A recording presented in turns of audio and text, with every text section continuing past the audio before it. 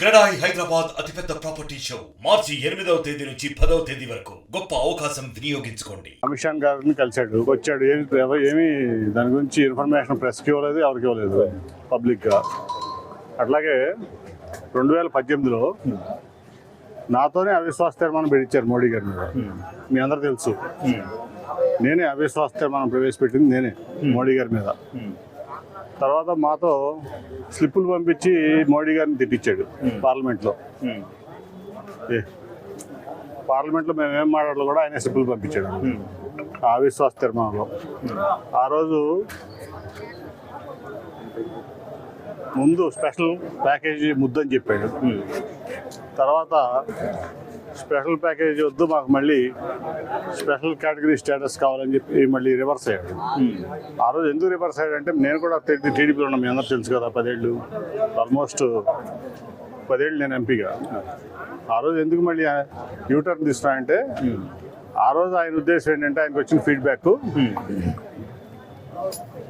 మోడీ గారు బీజేపీ ఓడిపోతుంది, సరే మళ్ళీ ఈ కలగాపులకం బ్యాచ్ అంతా కాంగ్రెస్ మిగతా అన్ని కలిపి ప్రభుత్వాన్ని ఫామ్ చేస్తాయి, ఆ ప్రభుత్వాన్ని ఫామ్ చేస్తే నాకేమన్నా ప్రధానమంత్రి అవకాశం ఇస్తుందేమో అందరి మధ్యలో అని చెప్పి ఒక ఆశ పుట్టింది ఆయనకి.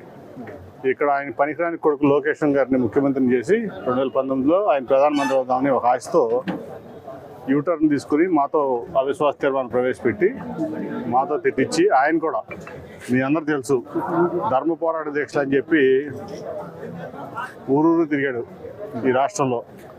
మోడీ గారిని పర్సనల్గా తిట్టాడు. ఏమని తిట్టాడు?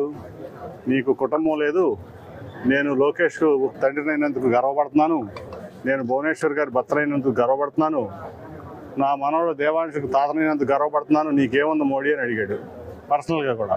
ఇంకా అనేక మాటలు మాట్లాడాడు, విచక్షణ కోల్పోయి మాట్లాడాడు ఆ రోజు మోడీ గారి మీద. అట్లాగే ఆ రోజు నేను కూడా ఉన్నా, రాహుల్ గాంధీ అపాయింట్మెంట్ లేకనే రాహుల్ గాంధీ ఇంట్లోకి దూరిపోయాడు. తర్వాత ఒక విమానం వేసుకుని మళ్ళీ 2018లో ఎలక్షన్లో కాంగ్రెస్ పార్టీతో కలిసి తెలంగాణలో పోటీ చేశాడు. అట్లాగే దాని తర్వాత ఒక విమానం వేసుకుని ప్రతిపక్షాలన్నీ కలుపుతాను మోడీ గారికి ఎగ్నెస్ట్గా, బీజేపీకి ఎగ్నెస్ట్గా అని చెప్పి దేశమంతా తిరిగాడు ఒక ప్రత్యేక విమానంలో, గవర్నమెంట్ డబ్బులు పెట్టి, ఆంధ్రప్రదేశ్ గవర్నమెంట్ డబ్బులు పెట్టి. అయిపోయింది. అక్కడ మోడీ గారు మంచి మెజార్టీతో గెలిచాడు. ఇక్కడ ఈయనేమో 2019లో జగన్మోహన్ రెడ్డి గారి దెబ్బకి బొక్కబొరలో పడ్డాడు. ఎమ్మటే మళ్ళీ మోడీ గారు మంచివాడు అయిపోయాడు. ఇవాళ ఆ రోజు నుంచి కూడా మోడీ గారు చూపు నా మీద ఉంటే చాలు, అమిత్ షా నాతో బాగుంటే చాలు అని చెప్పి నానా రకాల ప్రయత్నాలు చేశాడు. సరే ఇవాళ మరి ఎందుకు కలుస్తాడు అనేది, ఆ రోజు ఎందుకు విడిపోయాడు, ఈ రోజు ఎందుకు కలుస్తున్నాడు అంటే, కలిస్తే నాకు ఇంకా తెలియదు ఇన్ఫర్మేషను, ఆయన చెప్పాలి బయటకు వచ్చి కలుస్తున్నాడు లేదో. ఆయన అయితే కలుస్తానికి చాలా ప్రయత్నాలు చేశాడు, నాకు తెలుసు, చేస్తున్నాడు కూడా. సరే అదే ఇప్పుడు ఆయన చెప్పాల్సిన సమాధానాలు చాలా ఉన్నాయి. ఏంటంటే, ఆ రోజు మోడీ గారిని ఎందుకు వ్యతిరేకించావు, ఎన్డీఏ నుంచి ఎందుకు బయటకు వచ్చావు, మరి ఆ రోజుకి ఈ రోజుకి మార్పు ఏంటి? ఇవాళ ఉన్న స్పెషల్ కేటగిరీ స్టేటస్ ఇస్తాను మోడీ గారు నీకు ప్రామిస్ చేశాడా కలిస్తే? ఈరోజు రైల్వే జోన్ ఇస్తానని చెప్పిన మోడీ గారు ప్రామిస్ చేశాడా? అలాగే ఈ రోజున విభజన హామీలన్నీ క్లియర్ చేస్తానని మోడీ గారు అని చెప్పాడా? ఈరోజు మోడీ గారికి ఆ రోజు 1,00,00,000 కోట్ల రూపాయలు రాజధాని కాడ నిర్మించడానికి కావాలని అడిగావు మోడీ గారిని, ఇవ్వలేదన్నావు. ఇవాళ ఇస్తానని నీకు హామీ ఇచ్చాడా? ఏమి హామీలు వచ్చినాయి మీకు?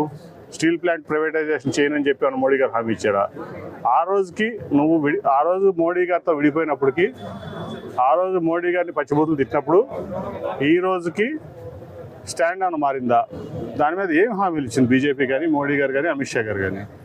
అది క్లియర్ కట్గా చెప్పాలి ఆయన ప్రజలకి సమాధానం.